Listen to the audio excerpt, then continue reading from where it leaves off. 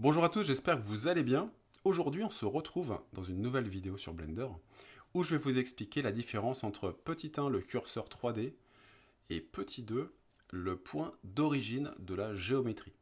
Alors depuis le début de cette courte formation sur débuter sur Blender, vous avez vu pas mal de choses. Vous avez peut-être testé aussi par vous-même la navigation 3D, vous avez peut-être testé depuis cette vidéo comment on déplace des objets dans l'espace. Et vous vous êtes sans doute demandé, bah tiens, quand je déplace un objet, voilà, un cube par exemple, je le déplace sur la droite, pourquoi j'ai ce petit rond qui reste en place? Et pourquoi ce petit rond? Et qu'est-ce que c'est? Bon, donc là on va regarder la différence. Alors, l'intérêt d'avoir déplacé ce cube vers la droite, c'est que, vous voyez, j'ai un petit cercle rouge et blanc, et là j'ai un petit point jaune au milieu de mon cube.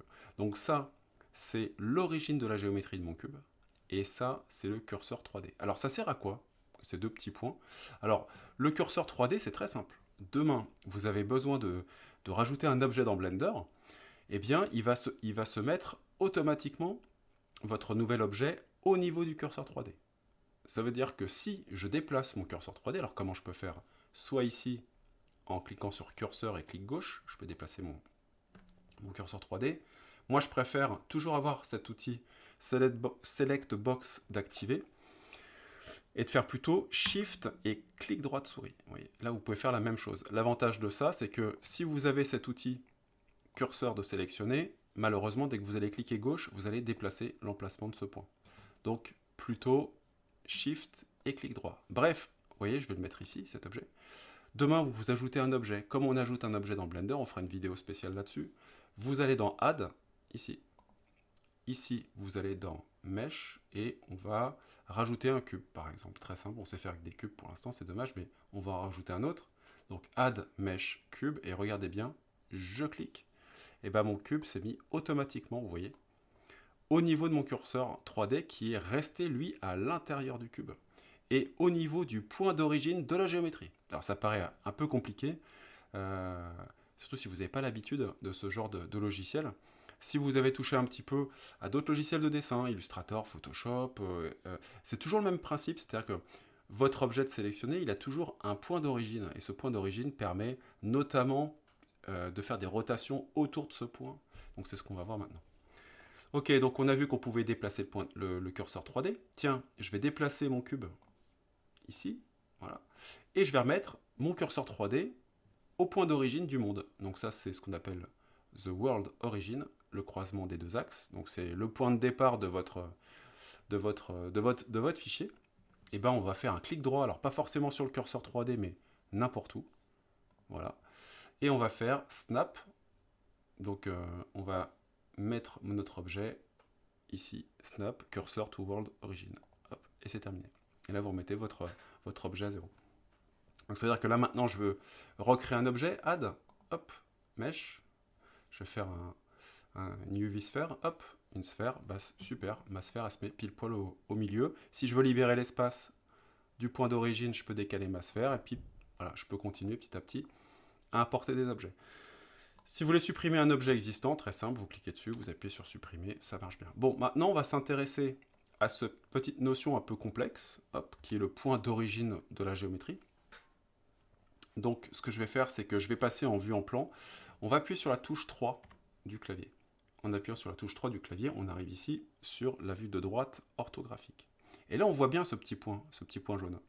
Donc si j'appuie sur R, que va-t-il se passer? J'appuie sur R, donc je fais une rotation. Et là, on le voit super bien. C'est que ma rotation, on le voit super bien, je vais zoomer un peu plus. Shift, bouton de molette, voilà. Là, on fait un R, voilà. Et là, on voit bien que le cube, bah, il tourne autour du point d'origine. Donc, l'axe de votre objet, c'est le point d'origine. Comment on peut faire pour déplacer, alors soit accidentellement, soit volontairement, le point d'origine de sa géométrie? Eh bien, on va appuyer sur tabulation. Donc, sélectionnez votre objet, appuyez sur tabulation. Là, on rentre dans le mode édition de l'objet. Pas de panique, on aura un chapitre là-dessus, on va en parler. Parce que là, la barre d'outils a changé, il y a plein de choses intéressantes. Ce qu'il faut juste savoir, c'est que le mode édition va vous permettre de commencer à faire de la modélisation 3D, de la déformation, donc c'est cool. Et à ce niveau-là, si vous appuyez sur déplacer, vous allez déplacer non plus l'objet, mais toutes les faces, toutes les arêtes et tous les petits points de votre géométrie. Ok? Et en faisant ça, ça a une incidence, c'est que vous déplacez les entités par rapport au point d'origine, voyez, de votre géométrie. Et maintenant, si je rappuie sur tabulation, eh bien mon objet, bon, il est toujours en place, c'est super, mais quand vous allez vouloir le déplacer, regardez bien, voilà, le point d'origine est resté en place, donc plutôt que cliquer sur l'objet pour le déplacer, il va falloir revenir au point d'origine pour le déplacer. Et donc vous voyez qu'on a toujours un petit décalage entre le point d'origine et sa géométrie. Bon, c'est pas trop compliqué, et puis même, ça peut être hyper intéressant si vous appuyez sur la touche 3 encore une fois.